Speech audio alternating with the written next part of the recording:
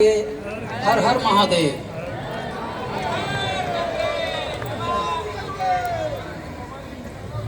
मैं एक निवेदन आप सभी से ये करना चाहता हूँ कि हर दिन हर संध्या काल में यहाँ आप एक दिव्य लोक का निर्माण कर देते हैं अपनी उपस्थिति से।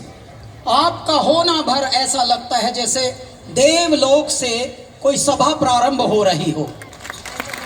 तो जैसा हमारी नंदिनी कह रही हैं, जैसे हमारे पूज्य स्वामी जी ये अलख जगा रहे हैं पूरे विश्व में, न केवल भारत में।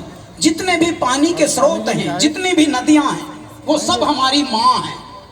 धरती पर जितनी भी नदियां हैं, याद रखिए उन नदियों की संरक्षण, पोषण, संवर्धन ये रखना। क्यों? क्योंकि हम अपने बड़ों का कैसे ध्यान रखते हैं जी।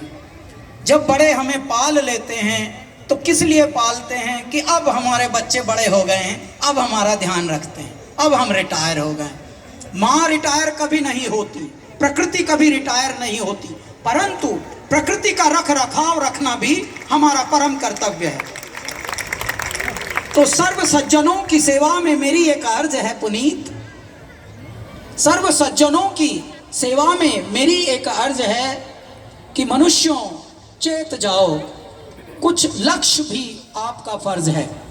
तो इस पे ध्यान देना है। और जैसा दृश्य यहाँ आपने बनाया हुआ है, भारत के तो न जाने कितने कण कण में, कोण कोण में माँ गंगा बह रही हैं, गोदावरी बह रही है, नर्मदा बह रही है, कृष्णा बह रही है, कावेरी बह रही है, ब्रह्मपुत्र बह रहा है। वो नदी नहीं है, वो नदा है। तो ऐ मेरे प्यारे लोगों, थोड़ा आप कैसे ध्यान रखें। किसी का ध्यान रखने के लिए किसी पे ध्यान ना देना, किसी का ध्यान रखने के लिए किसी पे ध्यान ना देना, किसी का ध्यान रखने के लिए स्वयं पे ध्यान दे देना। बस आप अपना ख्याल रख लेंगे तो मेरी माँ गंगा का ख्याल हो जाएगा। आज भी कुछ लोग अभी भी चेत नहीं रहे, बहुत सारी गड़बड़ें करते हैं। हम कभी कभी यहाँ राणा जी की दुकान पे बैठते हैं, या मान लीजिए ऐसे यहाँ पे गंगा तट पर विचरण करते हैं, तो कोई प्लास्टिक ही फेंक रखा है, किसी ने अभी भी बोतल फेंक रखी है। इतने भी आप अनभिज्ञ नहीं हैं, इतने भी आप नादान नहीं हैं।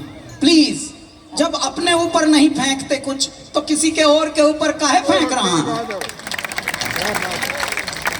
तो बस अपना ध्यान रख लीजिए, उतने में ही कल्याण हो जाएगा।